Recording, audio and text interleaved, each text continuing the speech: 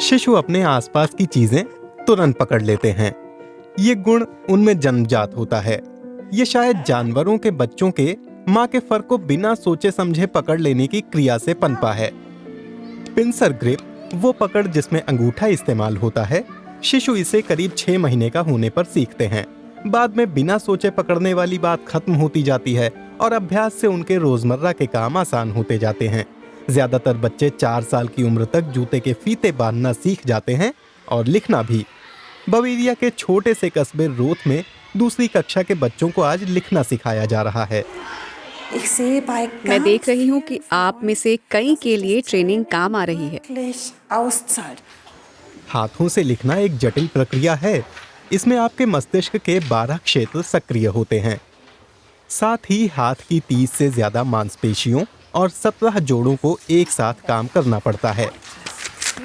मारियानेला Diaz मायर इस विषय की पड़ताल करने वाले संस्थान में रिसर्चर हैं। वो आज यहाँ ये देखने के लिए आई हैं कि बच्चे लिखते समय अपने हाथों का इस्तेमाल कैसे करते हैं। वे पेन कैसे पकड़ते हैं, क्या वे धारा प्रवाह लिखते हैं या उन्हें तनाव होता है। लिखना असल में घुमावों की समझ पैदा करना है। जब हम लिखावट के बारे में बात करते हैं तो हम केवल अक्षरों की बात नहीं करते बल्कि उस गतिविधि की बात करते हैं जिससे लिखावट बनती है। हाथ से लिखने पर बनावट मस्तिष्क में बस जाती है। अलग अलग अक्षर एक निश्चित घुमाव से बनते हैं। इससे सीखना आसान हो जाता है। मुझे गोल अक्षर लिखना पसंद है और मुझे ये बहुत आसान लगता है, लेकिन इससे मेरी बाहों में थोड़ा दर्द भी होता है। सर्वे बताते हैं कि बच्चों की लिखने में रुचि कम हो रही है। मारियानेला डियाज मायर ने अन्य चीजों के साथ साथ इस पर भी गौर किया।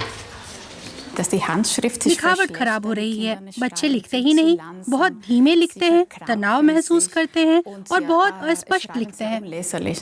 प्राथमिक विद्यालय के आधे छात्र और हर 3 छात्राओं में से एक को लिखने में समस्या है। ये बताया जर्मनी के राष्ट्रीय शिक्षक संघ ने।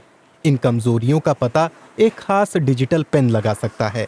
कागज के नीचे रखी एक टच स्क्रीन दबाव, चाल और लिखने की गति को मापती है और डेटा का मूल्यांकन करती है। करते रहो, करते रहो। रुको, एल एल एल 3 बार, फिर 1 बार, 3 बार, रुको।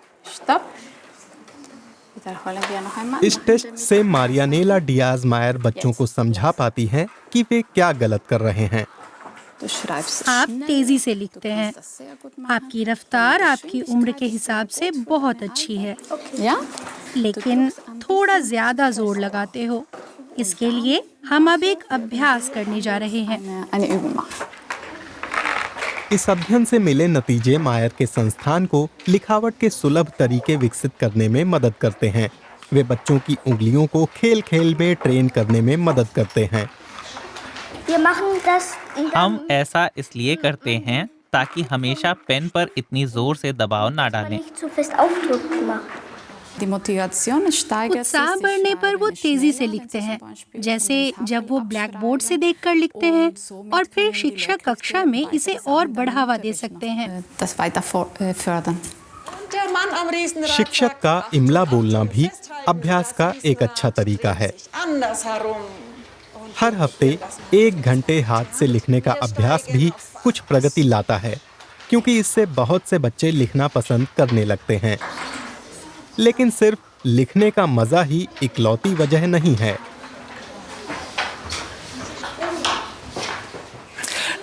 हम चाहते हैं कि बच्चे स्क्रीन के सामने कम समय बिताएं, टेक मीडिया के साथ आधा घंटा कम, और इसकी बजाय वो चीजें करें जो बच्चों को पसंद है। कुदरत को महसूस करें, घर पर खुद बिस्किट बनाएं, आटा गूंथें, पानी से खेलें। दूसरे शब्दों में वो सब कुछ जो हाथों से अनुभव किया जा सकता है। लिखावट को दरकिनार नहीं करना चाहिए। ये हमारे दिमाग के लिए बहुत कीमती है।